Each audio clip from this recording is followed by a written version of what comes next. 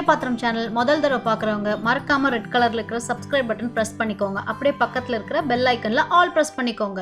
Hello friends, வணக்கம். இன்னைக்கு அக்ஷயபாத்திரத்தில் சமைக்க போகிறது ரொம்பவும் ஈஸியான ஒரு ரெஸ்டாரண்ட் ஸ்டைல் தால் பாலக் ரெசிபி. இதுக்கு தேவையான இன்கிரியன்ஸ் நமக்கு என்னென்னு பார்த்துடலாம். பாலக்கீரை நல்லா வாஷ் பண்ணி பொடியாக நறுக்கி வச்சது 2 கப். அதுக்கப்புறம் 1/4 கப் பாசிப்பருப்பு 15 நிமிஷம் ஊற வச்சது, 2 சின்ன தக்காளி பொடியாக நறுக்குனது, 2 பெரிய வெங்காயம் பொடியாக நறுக்குனது, அதுக்கப்புறம் மிளகாத்தூள், மல்லித்தூள், மஞ்சள் தூள், தாளிக்கிறதுக்கு கடுகு, ஜீரகம், பெருங்காயத்தூள், 2 காஞ்ச மிளகா. இவ்வளோ தாங்க. இதெல்லாம் இன்க்ரீடியன்ஸுமே உங்கள் வீட்டில் இருக்கும். இதை வச்சு எப்படி ரொம்ப சுவையான ஒரு ரெஸ்டாரண்ட் ஸ்டைல் தால் பாலக் பண்ணுறதுன்னு பார்க்கலாம். முதல்ல இந்த பாசிப்பருப்பை தனியாக குக்கரில் வேக வச்சிடலாம். நான் 15 நிமிஷம் ஊற வச்சனால 2 விசில் விட்டு வேக வைக்கிறேன். இப்போ நீங்கள் ஊற வைக்கலன்னா ஒரு 3 to 4 விசில் விட்டு வேக வச்சுருங்க. இதுக்கு முழுகிற அளவுக்கு தண்ணி ஊற்றினா போதும். ஊற்றிட்டு இதை நம்ம வேக வச்சிடலாம்.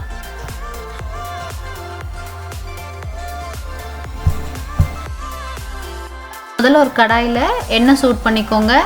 நீங்கள் எந்த எண்ணெய் வேணால் எடுத்துக்கலாம். 2 டீஸ்பூன் எண்ணெய் எடுத்துருக்கேன். அதில் நம்ம நறுக்கி வச்சுருக்கிற வெங்காயத்தை போட்டு நல்லா சாட் பண்ணி எடுத்துடலாம். லைட்டாக கோல்டன் ப்ரௌன் ஆனால் போதும், ரொம்பலாம் ஃப்ரை ஆக தேவையில்ல.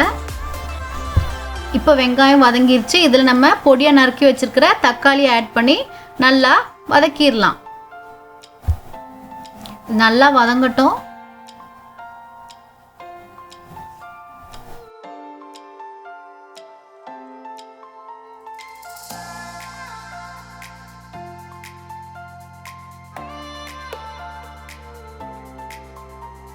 தக்காளி நல்லாவே வதங்கிருச்சு. இதுக்கப்புறம் நம்ம எடுத்து வச்சுக்கிற மசாலா பவுடர்லாம் சேர்த்துடலாம். முதல்ல மஞ்சள் தூள் 1/4 டீஸ்பூன், மிளகாத்தூள் 2 டீஸ்பூன், அதுக்கப்புறம் மல்லித்தூள் 2 டீஸ்பூன். மிளகாத்தூள் காரம் கொஞ்சம் இன்னும் அதிகமாக வேணுன்றவங்க 3 டீஸ்பூன் வரைக்கும் சேர்க்கலாம். இப்போ இந்த மசாலா பவுடரோட பச்சை வாசலாம் போகிற வரைக்கும் நம்ம நல்லா வதக்கிக்கலாம். பச்சை வாசலாம் நல்லா போகணும். ஒரு 2 மினிட்ஸ் வதக்கினா போதும். இந்த மசாலா பவுடர் நல்லா பச்சை வாசம் போகாட்டி நம்ம குழம்புக்கு ஒரு மாதிரி கசப்பு டேஸ்ட்டு வந்துடும். அதுக்கு தான் நம்ம இதை நல்லா வதக்கிக்கணும். நம்ம எந்த குழம்பு செய்கிறதா இருந்தாலும் இந்த மாதிரி தாங்க மசாலா பவுடரை நல்லா ஃப்ரை பண்ணி பச்சை வாசம் போகிற வரைக்கும் ஃப்ரை பண்ணணும். இப்போ நல்லா ஃப்ரை ஆயிடுச்சு. இதில் நம்ம நறுக்கி வச்சுருக்கிற பாலக்கீரையை ஆட் பண்ணிடலாம். பாலக்கீரை பார்க்கவே அவ்வளோ நல்லா இருக்குது, அவ்வளோ கலராக இருக்குது. இந்த கீரை இப்போ பேன் நிறையா இருக்குது. ஆனால் இது வதங்கி வரும்போது அப்படியே ரொம்ப கம்மியாயிரும் அளவு.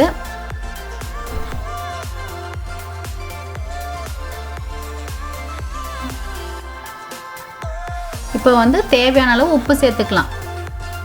1/2 டீஸ்பூன் உப்பு சேர்த்துருக்கேன். உப்பு எப்போவுமே ரொம்ப கம்மியாக சேர்க்கணும் கீரைக்கு சேர்க்கும்போது. ஏன்னா இது அளவு கம்மியாகும்போது அது ரொம்ப உப்பு அதிகமாயிரும்.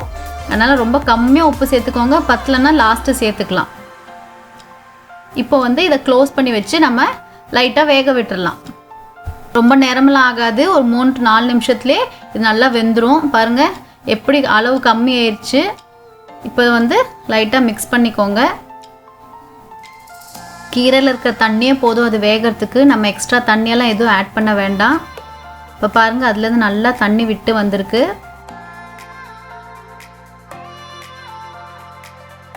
பாருங்கள் நல்லா வெந்துருச்சு. ஒரு 5 மினிட்ஸ் தாங்க. 5 மினிட்ஸ்லேயே இந்தளவுக்கு நல்லா வெந்துருச்சு. இப்போ நம்ம வேக வச்சுருக்கிற பாசிப்பருப்பு இதில் சேர்த்துடலாம். இதை இப்போ நல்லா மிக்ஸ் பண்ணிக்கோங்க. பாசிப்பருப்பு பாருங்க கீரையை விட அளவு கொஞ்சம் கம்மியாக தான் இருக்கணும், ரொம்ப அதிகமாகக்கூடாது. 2 கப்பு கீரைக்கு 1/4 கப்பு பாசிப்பருப்பு. இப்போ நல்லா மிக்ஸ் பண்ணி விட்டுருங்க. இப்போ நம்ம அதில் 1 கப்பு நல்லா கொதிக்க வச்ச தண்ணி ஊற்ற போகிறோம். எப்போவுமே கொதிக்க வச்ச தண்ணி தாங்க நம்ம குழம்புல ஊற்றணும், பச்சை தண்ணி ஊற்றவே கூடாது. ரெண்டுக்குமே நல்ல டேஸ்ட் டிஃப்ரென்ஸ் இருக்கும். எந்த குழம்பு எதுலையாக இருந்தாலுமே எப்போவுமே தண்ணி ஊற்றும் போது கொதிக்க வச்ச தண்ணியாக ஊற்றுங்க.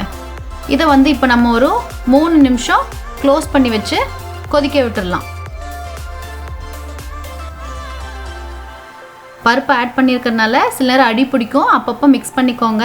பாருங்கள் நல்லா கொதி வந்துருச்சு. இப்போ கன்சிஸ்டன்சி எல்லாமே கரெக்டாக இருக்குது. நம்ம ரொம்ப சுண்ட வைக்க வேணாம், ஏன்னா நம்ம ஆஃப் பண்ணதுக்கப்புறம் அந்த குழம்பு ரொம்ப கெட்டியாயிரும். இந்த கன்சிஸ்டன்சி தான் கரெக்டானது.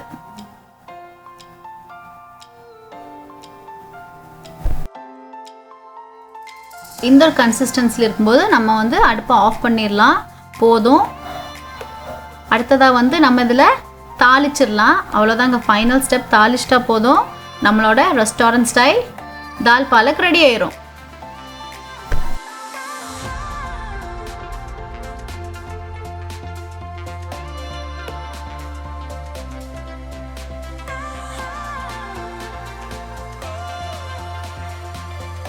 தாளிக்கிறதுக்கு நான் இங்கே 2 டீஸ்பூன் எண்ணெய் சூட் பண்ணியிருக்கேன். எண்ணெய்க்கு பதிலாக நீங்கள் நெய் கூட யூஸ் பண்ணிக்கலாம்.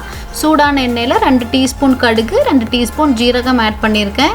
இது இப்போ நல்லா பொரிஞ்சு வரட்டும். இப்போ வந்து 1 டீஸ்பூன் பெருங்காயத்தூள், அதுக்கப்புறம் எடுத்து வச்சுருக்கிற காஞ்ச மிளகாவையும் போட்டு தாளிச்சிடலாம். இப்போ நம்ம ரெடி பண்ணி வச்சுருக்கிற நம்மளோட தால் பாலக்கில் நம்ம இதை வந்து சேர்த்துடலாம். இவ்வளோதாங்க, ரொம்ப ஈஸியாக பண்ணிட்டோம். வீட்டில் இருக்க ரொம்பவுமே சிம்பிளான இன்க்ரீடியன்ஸ் வச்சு ஒரு ரெஸ்டாரண்ட் ஸ்டைல் தால் பாலக் நம்ம பண்ணியாச்சு. இந்த ரெசிபி உங்கள் வீட்டில் கண்டிப்பாக நீங்கள் ட்ரை பண்ணி பாருங்கள். உங்களோட ஃபீட்பேக் எனக்கு கமெண்ட் பண்ணுங்கள். பிடிச்சிருந்தா உங்கள் ஃப்ரெண்ட்ஸ் அண்ட் ஃபேமிலி கூட இதை ஷேர் பண்ணுங்கள். இந்த வீடியோ லைக் பண்ணுங்கள். அக்ஷயபாத்திரம் சேனல் மறக்காமல் சப்ஸ்கிரைப் பண்ணுங்கள். மீண்டும் வேறொரு நல்ல ரெசிபியில் உங்கள் எல்லாரையும் சந்திக்கிறேன். அது வரைக்கும் பாய் பாய்.